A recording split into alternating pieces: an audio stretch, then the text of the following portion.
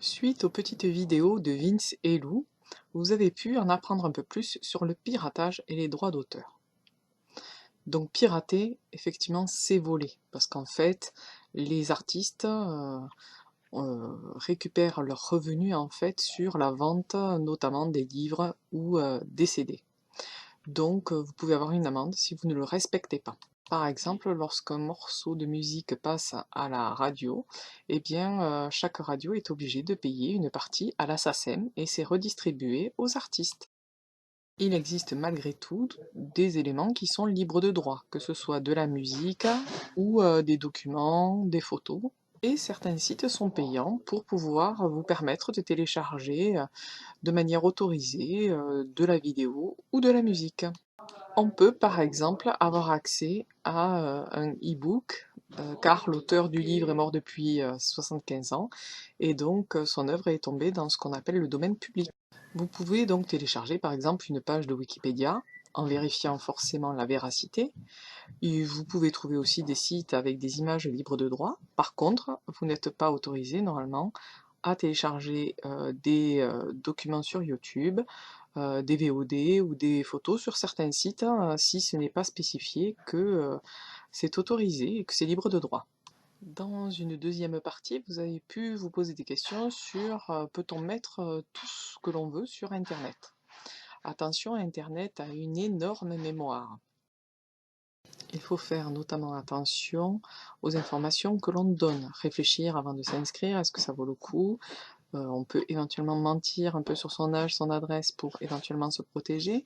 Attention, seules les cases avec l'astérix sont obligatoires à compléter et ça vous permettra d'éviter en tout cas de rencontrer des... Il faut être déjà très vigilant à sa e-réputation.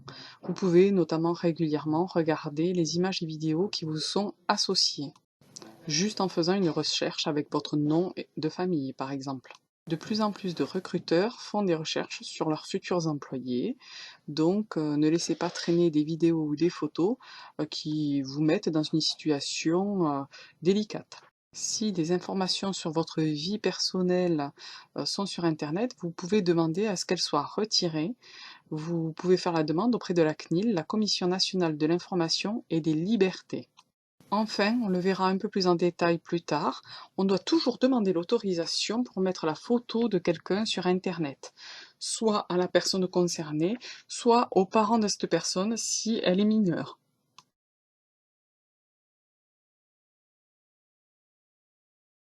Vous avez pu vous rendre compte aussi qu'un blog, en fait, tout le monde peut le lire, hein. C'est vraiment public, c'est un journal en ligne où tout le monde a accès.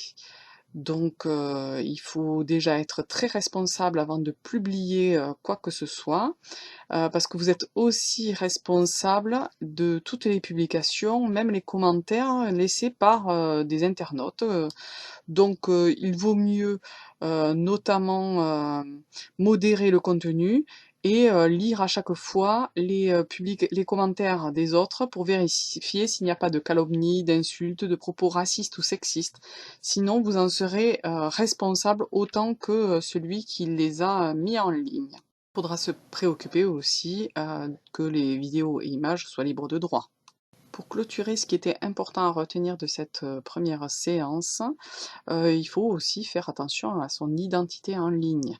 On ne sait pas qui se cache derrière la souris. Il vaut mieux garder sa vie privée, hein, la réputation aussi en dépend. Il faut utiliser un mot de passe un peu compliqué. Vous pouvez faire les premières lettres d'une phrase pour le retenir. Vous pouvez aussi avoir deux mails, un pour les amis et puis un pour, par exemple, des achats ou d'autres informations. Il est important de faire attention à son identité parce qu'on peut essayer de l'usurper. Il faudra faire aussi attention parce que vous pouvez avoir des risques de phishing, c'est-à-dire qu'on va essayer de récupérer des informations personnelles pour une éventuelle fraude par le biais d'organismes dans lesquels vous avez confiance habituellement. Un club de sport, EDF, une banque. Donc soyez vigilants à bien regarder les adresses mail et les adresses URL. Et à ne pas ouvrir de fichiers joints lorsque vous ne connaissez pas l'auteur du mail. Donc soyez vigilants à bien regarder les adresses mail et les adresses URL. Évitez aussi d'aller consulter des démos de jeux ou télécharger sur des sites que vous ne connaissez pas avec des téléchargements illégaux, parce que vous pouvez récupérer des malwares et avoir des problèmes donc sur votre ordinateur. Sachez que et l'inverse si c'est votre identité qui a été usurpée. Bon, forcément, attention à votre code de connexion et surtout à bien vous déconnecter dès que vous avez terminé. On va essayer d'approfondir ce sujet et en apprendre un peu plus encore sur Internet pour surfer sans crainte.